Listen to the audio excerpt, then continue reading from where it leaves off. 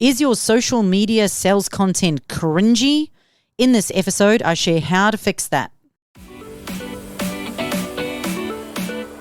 Social media, Google, email marketing, systems, website traffic, and the endless content creation that comes with marketing. It's overwhelming, right? Say goodbye to endless stress and hello to clarity with the Meaningful Marketing Podcast.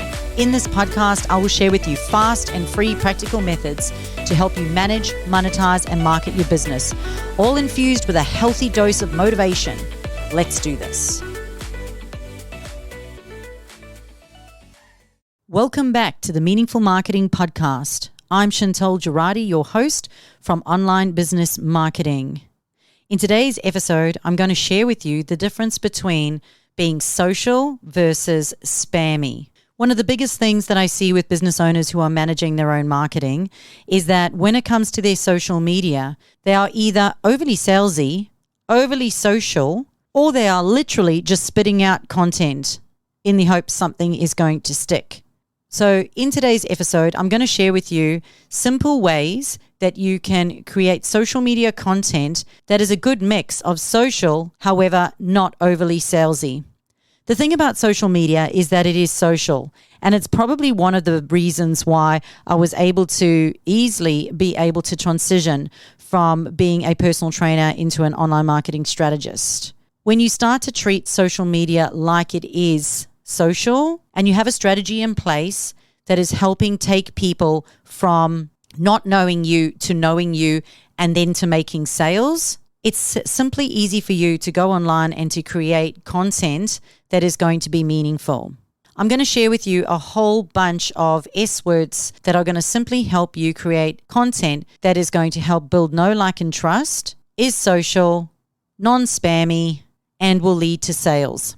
So this one's probably one of the easiest things for you to do, and that is for you to simply share your success stories. The people that you work with every single day who get results literally tell their stories. This, for me, is one of the biggest cheats and one of the easiest things for any person to do. Simply tell the stories of the successes of the people and document what is working with them right now.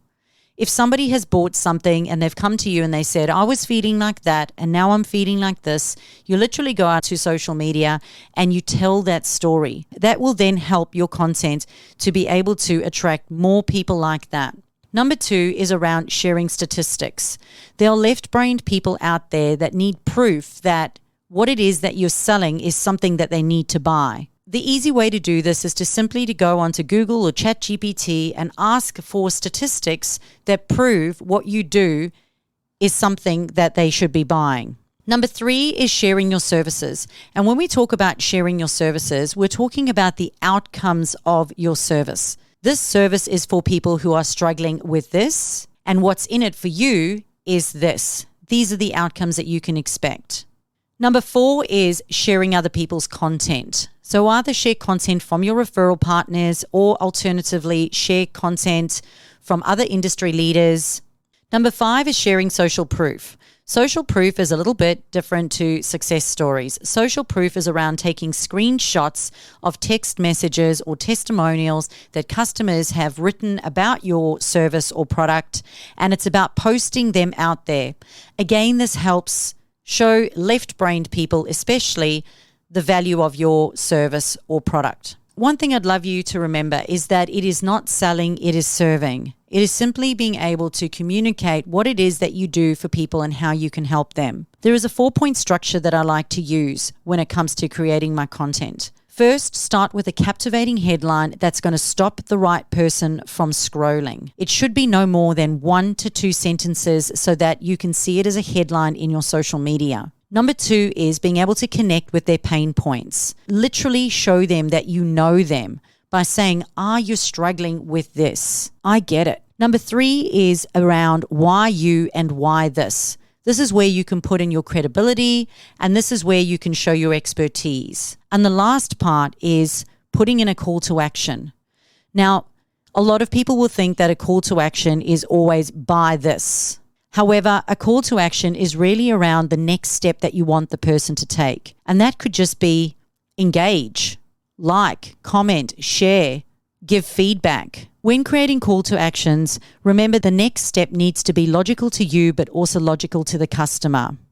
And also remember that words make a difference. So for example, if you say book in a call, it is less likely to gain traction as opposed to if you say something like choose a time to chat.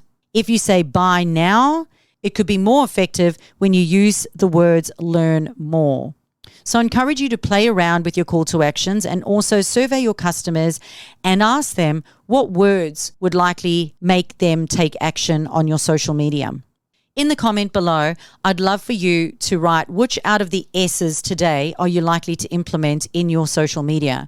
Will you be sharing more statistics, success stories, social proof, or your service outcomes? Whichever of the S's today you wish to implement into your social media, be sure to track and measure and see the impact it's making or the difference it's making by checking your insights regularly. Please be sure to subscribe, leave a review, and if you're looking for some free resources, jump onto onlinebusinessmarketing.com.au where you can find a social media content plan you can simply download.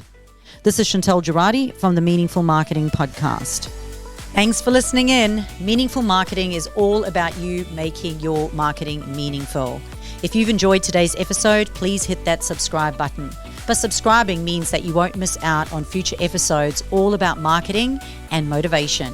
Stay inspired, stay focused, and make your marketing meaningful.